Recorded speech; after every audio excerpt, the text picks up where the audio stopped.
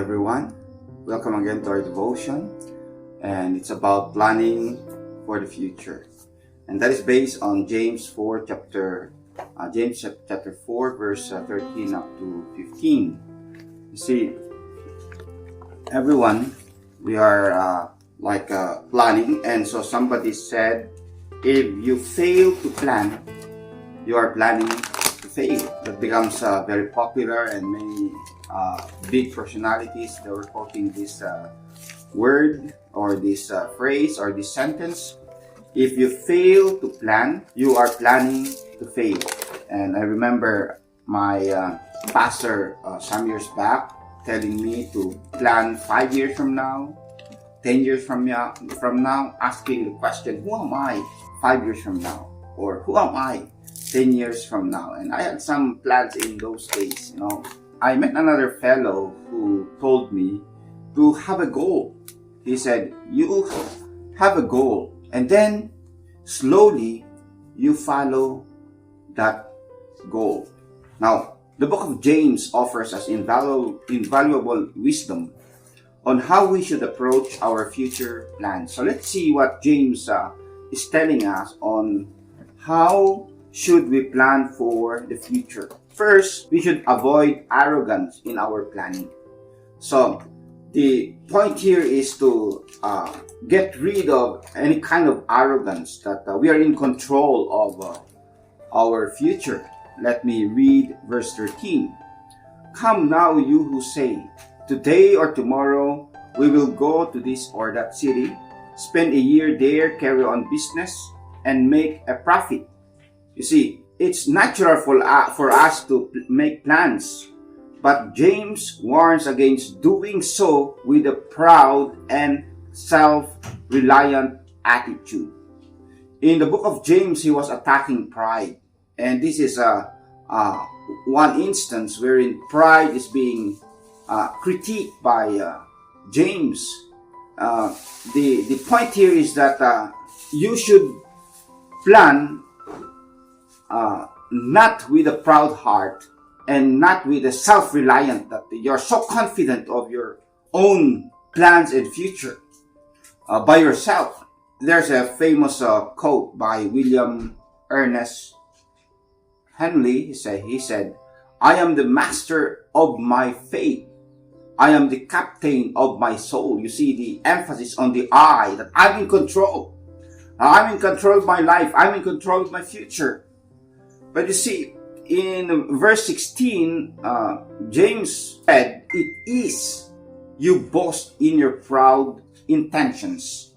All such boasting is evil. The boasting here is that you are in control of your future. That when you plan, you control it.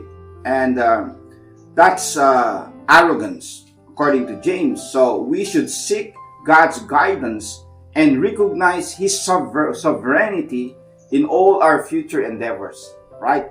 That God is the one in control, not really us, right? So it's okay to plan, but not to be arrogant, not to be really in control.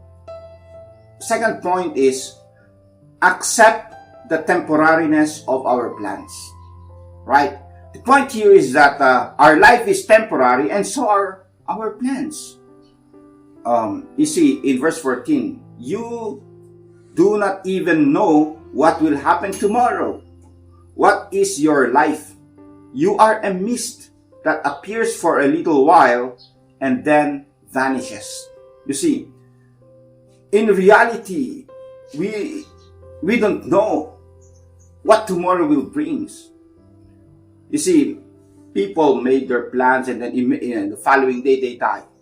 Right? How many died during the pandemic? And even just after the pandemic, so many also died, The point here of James is that, you see, our life is like a mist. A mist, you see, it's a cold day, and then you can see the air, coming out of your mouth, like the clouds, okay. And then after that, it vanishes, right? It's just like that. Our life is like that. So short.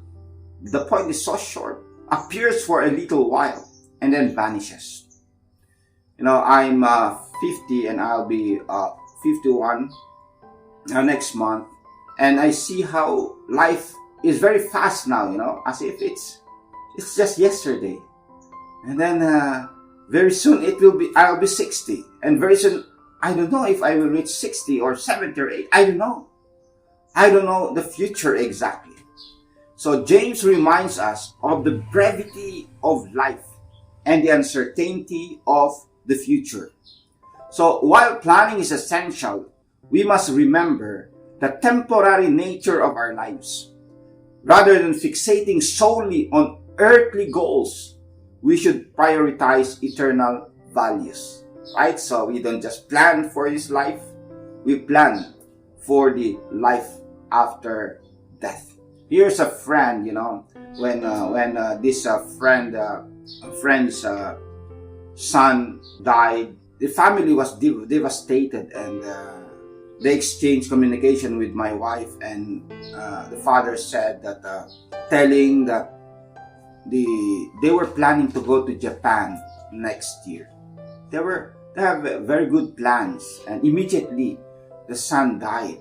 So they were devastated. You see, we don't know exactly what will happen tomorrow.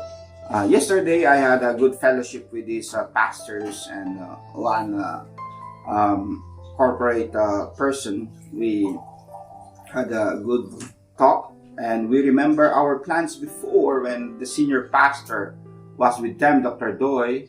We had good plans, but then immediately their pastor died.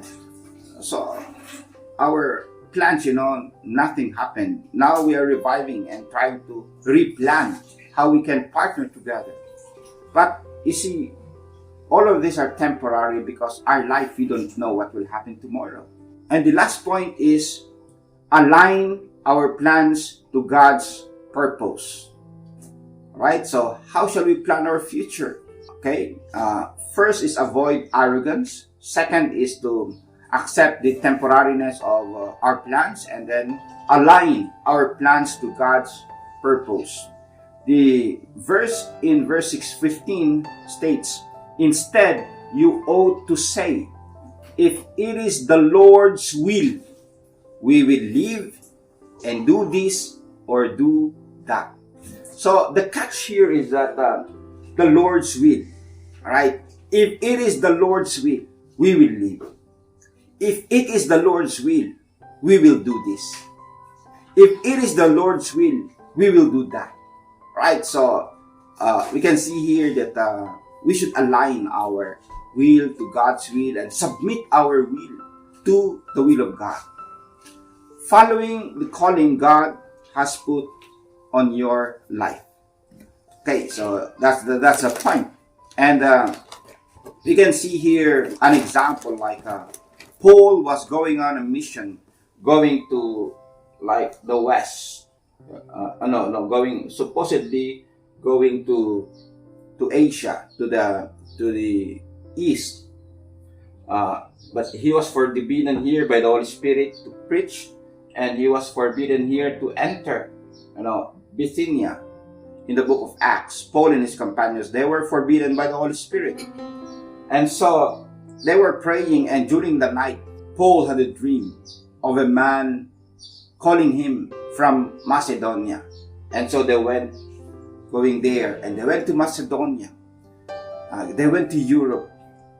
And the first convert in Europe was Lydia, a woman. And God blessed Europe. The gospel spread to other places like America, Asia, and others, and other places in the world. So we can see here the plan of God that we should follow, even in our ministry, in our lives. We plan, but we submit, and we should be flexible in whatever God is wherever God is leading us to do. Right? So while it's good to have aspirations and set goals, we must always be open to God's redirection and surrender our plans to His higher purpose. Our confidence should rest in God's sovereignty, not in the certainty of our plans. God bless everyone.